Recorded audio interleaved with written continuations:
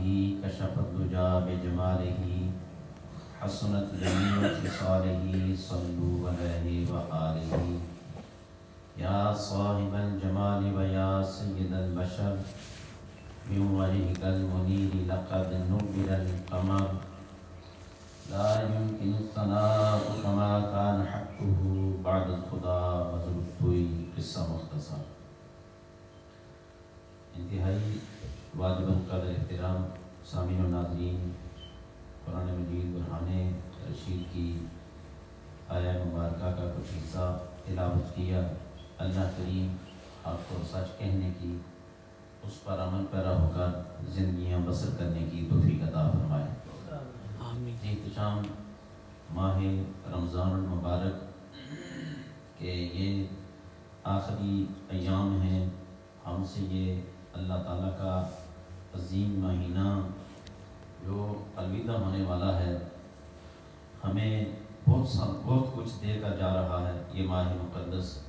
یہ علیحدہ بات ہے کہ جب یہ مہینہ آیا تھا تو بہت کچھ لے کر آیا تھا، بہت کچھ لے کر آیا تھا. ہم نے اس سے کچھ لیا ہے یا نہیں لیا یہ ایک علیحدہ مسئلہ ہے، لیکن یہ ماہ مقدس اللہ کی رحمتیں، اللہ کی برکتیں، اللہ کی رحمت کے دروازے کھول دیتا ہے. جب یہ ماہ مقدس آتا ہے مالک کائنات اتنا کرم فرما دیتا ہے، اتنا کرم فرما دیتا ہے کہ اس کا بندہ جس حال میں اس کی بارگاہ میں جاتا ہے اللہ کریم اس پر رحم فرما دیتا ہے. بس شرط اتنی سی ہے کہ اخلاص کے ساتھ ہر عمل کیا جائے کہ دین اسلام کے اندر جو نیت ہے، جو ارادہ ہے، اس کو بڑی فوقیت حاصل ہے. ارادہ انسان کا صاف ہو، نیت صاف ہو اللہ کے ساتھ، تو بندے کا عمل اللہ کی بارگاہ میں بڑی جلدی قبول ہو جاتا ہے. حضرت انس بن مالک رضی اللہ تعالی عنہ آپ حضور صلی اللہ علیہ وسلم کی حدیث ارشاد فرماتے ہیں، روایت فرماتے ہیں کہ جو آدمی اس دنیا سے اس حال میں گیا کہ وہ اللہ کے ساتھ اخلاص پر تھا، اس کی عبادت میں اس نے کسی کو شریک نہیں ٹھہرایا، احکامات کی پیروی کرتا رہا، جب وہ اس دنیا سے مرا تو گویا کہ اللہ اس پر راضی ہے. یعنی یہ 3-4 چیزیں جو آپ نے اس کے اندر نبی علیہ السلام کی حدیث کے اندر لائی ہیں کہ ایک تو یہ ہے کہ وہ اللہ کے ساتھ اخلاص پر تھا. یہ بڑا باکمال جملہ ہے. اس کے اندر بہت کچھ ہے اس کے اندر کہ انسان ساری زندگی جو بھی وہ کر رہا ہے اسے صرف اتنا احساس ہونا چاہیے کہ ہر کام کے بعد ہر کام کا جو ایک حساب و کتاب بن رہا ہے، ہر کام لکھا جا رہا ہے. انسان کا جو وہ کام کر رہا ہے وہ لکھا جا رہا ہے. قیامت کے روز یعنی انسان کے ذہن میں صرف یہ بات ہو کہ قیامت کے روز میں اللہ کے حضور میں جب پیش کیا جاؤں گا اور پھر یہ سارے اعمال جو بھی میں عمل کر رہا ہوں یہ سارے عمل اللہ کی بارگاہ میں ہوں گے تو کہیں مجھے وہاں پر شرمندگی کا سامنا نہ کرنا پڑے. جواب دیتے ہوئے جب اللہ کریم اپنے بندے سے پوچھے گا کہ یہ کام بھی تم نے کیا ہے تو جواب دیتے ہوئے وہاں شرمندگی کا سامنا نہ کرنا پڑے مجھے. یعنی کہ ایسا قول، ایسا فعل کہ بالفرض محال کی نمازیں ہم نے ساری پڑھی ہیں اور پھر ہم نماز پڑھتے ہوئے ہمارے اندر دل میں اگر خیال یہ ہے کہ نماز ہم پڑھیں، چلیں اب عمر کے اس حصے میں چلے گئے ہیں کہ اور تو کوئی کام ہو نہیں سکتا، چلو نماز ہی پڑھ لیتے ہیں، یہ چلو اب ہم بیمار ہیں اور کوئی کام نہیں، یا اب ہمارے پاس اور کام کاج کوئی نہیں ہے، چلو نماز ہی پڑھ لیتے ہیں. تو اس میں اخلاص نہیں، اس میں اللہ کی رضا نہیں، اس میں وہ خیال اور وہ سوچ نہیں کہ یہ نماز تو مجھ پر فرض ہے، یہ تو ہم نے ادا کرنی ہے، یہ اللہ کا حق ہے مجھ پر، جو اللہ کی رضا کے لیے میں اللہ کی رضا کے لیے اخلاص کے ساتھ میں ادا کروں. حضرت معاذ بن جبل رضی اللہ تعالیٰ عنہ جب آپ کو یمن کے لیے بھیجا جا رہا تھا تو رسول اللہ صلی اللہ علیہ وسلم کی بارگاہ میں آتی یا رسول اللہ صلی اللہ علیہ وسلم مجھے کچھ وصیت فرمائیے. تو نبی علیہ السلام نے فرمایا کہ اخلاص کے ساتھ عمل کرنا، تھوڑا عمل بھی تمہیں کافی ہو جائے گا. یعنی نبی علیہ السلام نے جو وصیت فرمائی انتہائی مختصر الفاظ میں حضور صلی اللہ علیہ وسلم نے ایک جملے کے اندر کہ آپ نے فرمایا کہ اخلاص کے ساتھ جو عمل بھی کرنا ہے، اخلاص کے ساتھ کرنا ہے، جب اخلاص کے ساتھ کرو گے عمل اگر یہ تھوڑا ہے، انسان صرف 5 نمازیں پڑھتا رہے، اس جب زندگی میں ماہ رمضان المبارک آئے روزے رکھ لے اور اگر اس کے پاس طاقت ہے تو حج کر لے، تو یہ گویا کہ عمل بظاہر تھوڑے ہی لگ رہے ہیں۔ 5 نمازیں ہیں، زیادہ اس کے نوافل نہیں، اس نے اس کے علاوہ زیادہ اکثر روزے نہیں رکھے، اس کے پاس اتنا مال نہیں تھا کہ وہ لوگوں میں تقسیم کرتا، غرباء اور مساکین میں وہ تقسیم کرتا، اس کے پاس نہیں تھا کچھ بھی، لیکن اس کے دل میں خیال ضرور تھا جو اس نے 5 نمازیں یہ سمجھ کر کہ یہ اللہ کا حکم ہے، یہ مجھ پر اللہ کا حق ہے، یہ میں نے ادا کرنا ہے۔ جب وہ یہ 5 نمازیں ادا کرتا ہے اور خوف خدا کے ساتھ ادا کرتا ہے، نماز پڑھنے کے بعد وہ اتراتا نہیں، اس کے دل میں یہ خیال نہیں آتا کہ میں نے نمازیں پڑھنی ہیں، میں نے حق ادا کر دیا ہے، نہیں، اس کے باوجود بھی وہ ڈر رہا ہے، اس کے دل میں خوف ہے کہ پتہ نہیں یہ میری نماز قبول ہوگی یا نہیں ہوگی۔ پھر وہ اللہ سے دعائیں بھی مانگتا ہے کہ یا اللہ یہ اس قابل یہ میری نماز نہیں کہ میں اس ادا سے پڑھتا نماز کہ اللہ یہ تیری بارگاہ میں قبول ہو جاتی، مالک پر تو اپنے فضل سے قبول فرما لینا، تو اپنے فضل سے اللہ قبول فرما لینا۔ وہ پھر بھی ڈرتا ہے، اس کے دل میں یہ پھر بھی خوف ہے۔ 5 نمازیں روزے رکھ کر بھی ہمیں، ماہ مقدس کے روزے رکھ کر بھی ہمارے دلوں میں اگر یہ خوف ہے، ہم پھر بھی اللہ کی بارگاہ میں دعا کرتے ہیں کہ اللہ اس انداز سے روزے نہیں ہم نے رکھے جس انداز سے تو نے حکم دیا تھا، یا اللہ اس روزے کی ہم حفاظت اس انداز میں نہیں کر سکے جس طرح سے نبی علیہ السلام کی سنت بنتی تھی، جس طرح سے صحابہ اکرام علیہم رضوان نے روزے رکھے تھے۔ صحابہ اکرام علیہم رضوان نے جن مشکل حالات میں احکامات کی پیروی کی،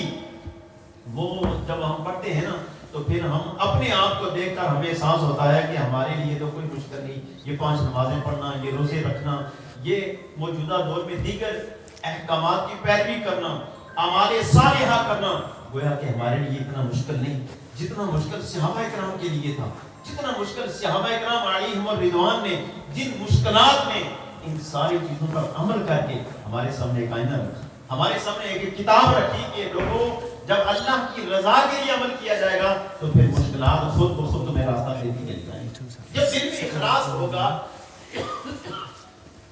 جب حضرت عبداللہ بن مسعود رضی اللہ تعالیٰ عنہ آپ فرماتے ہیں کہ بندے کے دل میں، جس آدمی کے دل میں 3 چیزیں ہوں اس میں کبھی حسد اور کینہ نہیں ہو سکتا۔ ایک یہ کہ آدمی اخلاص کے ساتھ اللہ کی عبادت کرے، دوسرا یہ کہ اس کے دل میں یہ ہو کہ میں آئمہ اور مسلمین کی جو خیر خواہی ہے وہ چاہتا ہوتا ہے، اس کے دل میں ہر وقت یہ خیال ہوتا ہے کہ آئمہ اور مسلمین کے لیے خیر خواہی ہوتی ہے، وہ ہر کسی کے درد کو جا کر جانچنے کی کوشش کرتا ہے، ہر کسی کی پریشانی کو جا کر وہ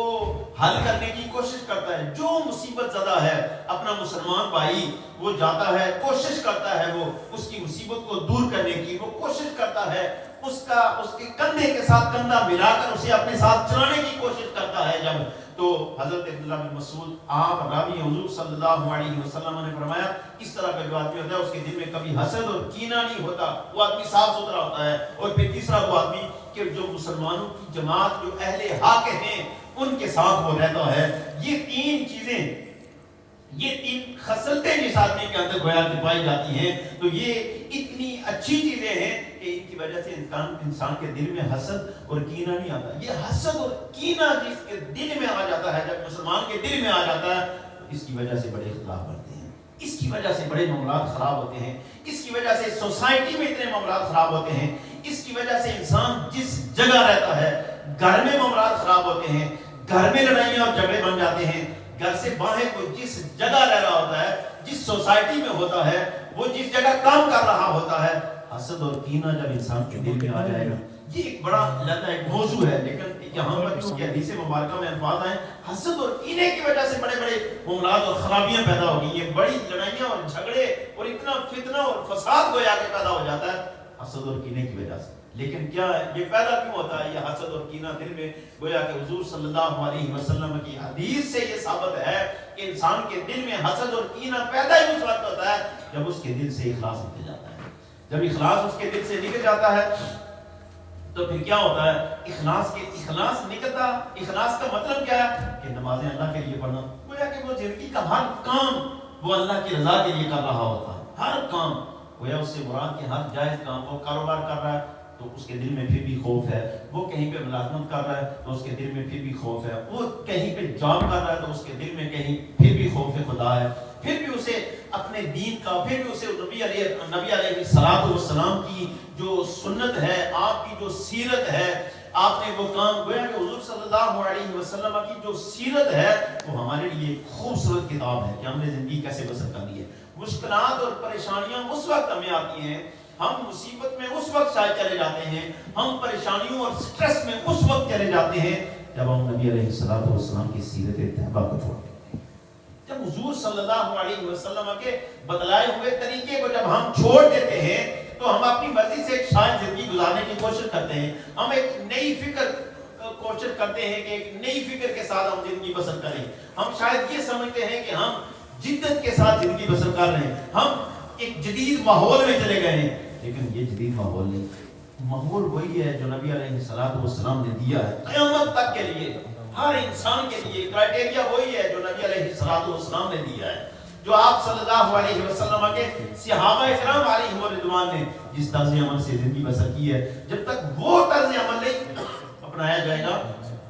جب تک اس طرز عمل سے ہم زندگی نہیں بسر کریں گے، کوئی چیز بھی ہمیں مشکلات سے نہیں بچا سکتی، پریشانیوں سے نہیں بچا سکتی، کوئی چیز بھی ہمیں۔ یہ مشکلات سے اور پریشانیوں سے نکلنے کے لیے جو بہترین راستہ ہے وہ نبی علیہ الصلوۃ والسلام کی حیات طیبہ ہے۔ پھر حیات طیبہ آپ کی پڑھ کر، آپ کی سیرت کو پڑھ کر اخلاص کے ساتھ جب ہم زندگیاں بسر کریں گے تو ہمارے لیے پریشانیاں نہیں ہوں گی۔ حضرت مصعب بن سعد رضی اللہ تعالیٰ آپ اپنے والد سے روایت کرتے ہیں کہ ان کے ذہن میں یہ بات تھی، ان کے ذہن میں یہ خیال تھا کہ میں نبی علیہ الصلوۃ والسلام کے ان اصحاب سے افضل ہوں جن کے پاس مال کم ہے، یعنی وہ صاحب ثروت آدمی تھے، ان کے پاس مال و دولت تھی، وہ اس سے لوگوں کا خیال کرتے تھے، غرباء اور مساکین کی وہ ہیلپ کرتے تھے، دینی کاموں میں وہ مال خرچ کرتے تھے، یہی اس سے مراد ہو سکتا ہے۔ تو ان کے دل میں یہ تھا، یہ خیال آیا ان کے دل میں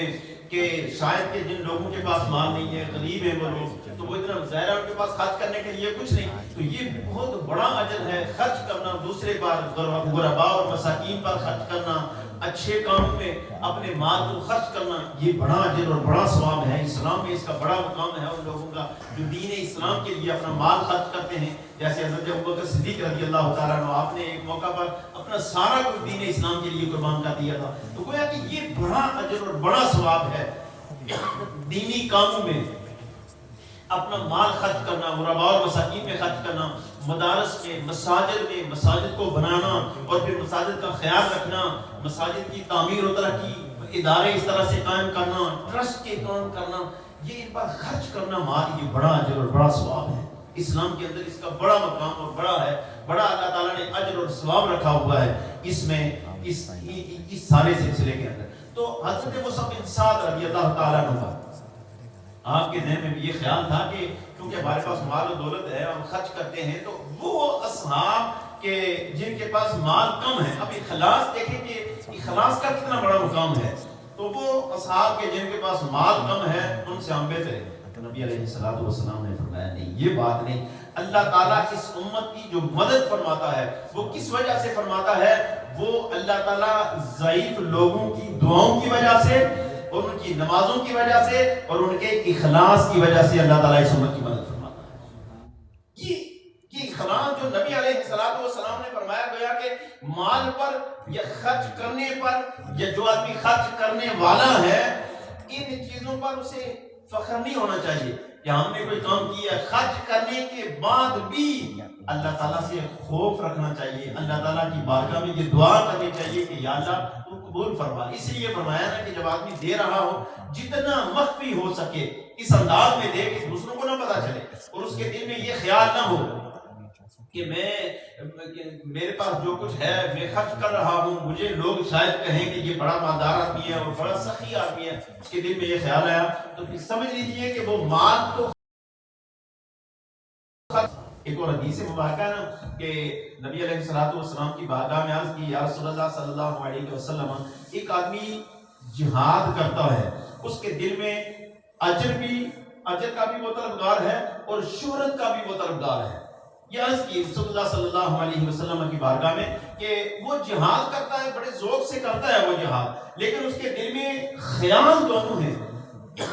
کہ اجر بھی اللہ تعالیٰ اسے عطا فرمائے اور اللہ تعالیٰ اسے شہرت بھی عطا فرمائے، دونوں چیزیں اس کے دل میں یہ خیال ہے۔ تو نبی علیہ السلام نے فرمایا کہ نہیں، اب اسے اجر بھی ملے گا، اسے شہرت بھی ملے گی، اس لیے کہ اس کے دل میں خیال ہے، اس کے دل میں اللہ کی رضا نہیں، اللہ کی رضا کے لیے اگر وہ کرے نا تو پھر اسے شہرت کا کوئی خیال نہیں ہوتا، اسے پھر اس کے دل میں پھر یہ بات کبھی نہیں ہوتی کہ میں پتہ نہیں لوگ مجھے پہچان لیں، یہ بڑا پہلوان ہے، یہ کیا ہے، یہ لڑتا بڑی زور کے ساتھ ہے، اس طرح کی باتیں اس کے ذہن میں نہیں ہوتی۔ وہ جو سائل تھا اس نے 3 مرتبہ نبی علیہ السلام کی بارگاہ میں عرض کی کہ یا رسول اللہ صلی اللہ علیہ وسلم، 3 دفعہ عرض کی کہ حضور وہ آدمی اجر کا بھی طلبگار ہے اور شہرت کا بھی طلبگار ہے۔ حضور صلی اللہ علیہ وسلم نے 3 دفعہ اسے نفی میں جواب دیا کہ نہیں، اس کو صرف اور صرف کیا ہے، اس کو شہرت ملے گی، کیونکہ اس کے دل میں اجر کے لیے اخلاص نہیں۔ جو اخلاص ہوتا ہے صرف اللہ کی رضا ہوتی ہے، جب انسان کے دل میں اللہ کی رضا پیدا ہو جاتی ہے اور اللہ کی رضا کے لیے جب وہ کوئی کام کرتا ہے تو اس پر سرکار دو عالم صلی اللہ علیہ وسلم آپ نے فرمایا کہ عمل اگرچہ تھوڑا ہو لیکن اخلاص کے ساتھ ہو۔ ایک آدمی کے دل میں یہ خیال ہے کہ میں ایک بہت بڑا دسترخوان سجا کر کوئی 200 400 500 لوگوں کو اکٹھا کر کے میں روزہ افطار کروں گا تو لوگ مجھے کہیں گے کہ، لیکن دوسری طرف ایک آدمی ہے اس کے پاس کچھ نہیں، وہ صرف ایک آدمی کا روزہ افطار کرا سکتا ہے، تو وہ بیچارہ بس کسی جگہ پہ کسی ایک کا روزہ افطار کراتا ہے، تو اب چونکہ عمل اس کے پاس کم ہے لیکن اس کا جو اخلاص ہے وہ اللہ کی رضا ہے، جب اخلاص اللہ کی رضا ہے تو اللہ تعالیٰ اسے پھر اس پر اجر ضرور عطا فرماتا ہے۔ اللہ کریم ہمیں قرآن اور سنہ کے مطابق زندگی بسر کرنے کی توفیق عطا فرمائے، اور جو احکامات کی پیروی کرتے ہیں، جو نمازیں پڑھتے ہیں، جو احباب روزے رکھتے ہیں، لوگوں کی افطاریاں کراتے ہیں، اللہ کریم ہر کسی کو اخلاص کے ساتھ یہ جو اچھے عمل ہیں یہ کرنے کی توفیق عطا فرمائے۔ شہرت سے اور پھر اس طرح کی جو چیزیں انسان کے ذہن میں آ جاتی ہیں، اللہ تعالیٰ ان چیزوں سے محفوظ فرمائے، اور اللہ تعالیٰ ہمیں قرآن و سنہ کے مطابق زندگی بسر کرنے کی توفیق عطا فرمائے۔ وآخر دعوانا الحمدللہ رب العالمین۔